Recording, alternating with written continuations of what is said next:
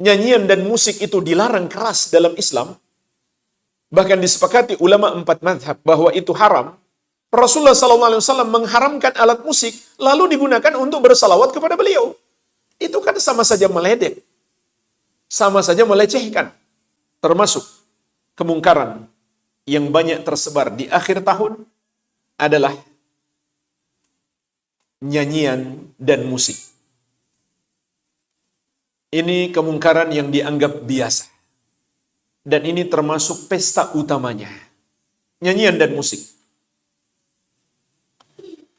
Dalam surat Luqman ayat ke-6 Allah Subhanahu wa taala mengingatkan, "Wa minan nasi may yashtari lahwal hadithi liyudilla an sabilillahi bighairi ilmi wa yattakhidhaha huzwa ulaika lahum adzabum muhin." Dan di antara manusia ada orang yang mempergunakan perkataan yang sia-sia untuk menyesatkan manusia dari jalan Allah tanpa ilmu dan menjadikan jalan Allah itu sebagai olok-olokan. Mereka itu akan memperoleh azab yang menghinakan. Jadi ayat ini berbicara tentang cara setan, baik setan manusia maupun jin, menyesatkan orang lain, menyesatkan manusia dengan mempergunakan perkataan yang sia-sia atau ucapan yang tidak berguna. Maka sahabat yang mulia Ibnu Mas'ud radhiyallahu anhu bersumpah, yang dimaksud dengan ucapan sia-sia atau perkataan yang tidak berguna adalah al-ghina, nyanyian. Wallahi alladzi la ilaha illa huwa, demi Allah yang jiwaku, demi Allah yang tidak ada yang berhak disembah kecuali Dia. Beliau bersumpah 3 kali. Dalam hadis yang diriwayatkan Al-Bukhari dari sahabat yang mulia Abu Malik Al-Asy'ari radhiyallahu anhu, Rasulullah sallallahu alaihi wasallam bersabda, "La yakunanna aqwamun min ummati yastahilluna al-hira wal harira wal khamra wal ma'azib."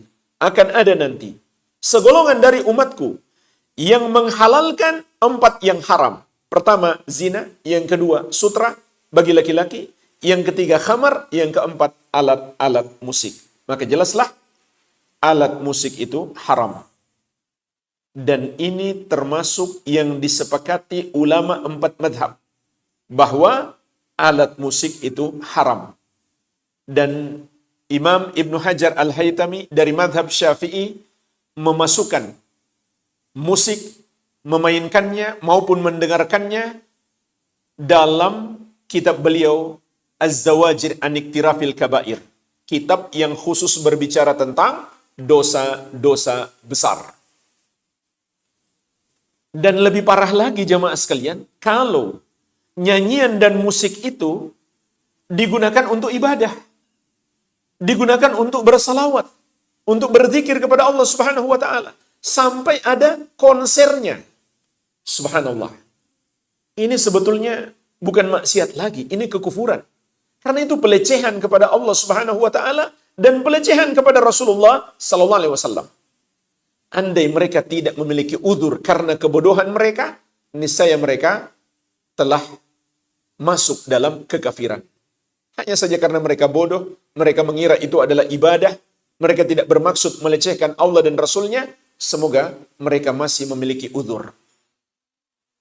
Karena melecehkan Allah dan Rasulnya adalah kekufuran. Bagaimana mungkin nyanyian dan musik itu dilarang keras dalam Islam, bahkan disepakati ulama 4 mazhab bahwa itu haram, lalu digunakan untuk beribadah kepada Allah Subhanahu wa taala.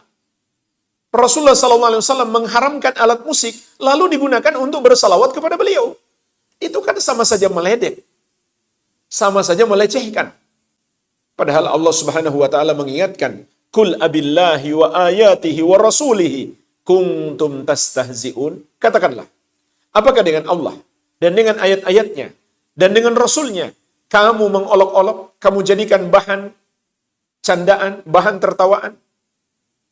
La ta'tadiru, tidak usah kamu mencari-cari alasan. Artinya meskipun kamu main-main, enggak serius qad kafartum ba'da imanikum, sungguh kamu sudah kafir setelah sebelumnya kamu beriman.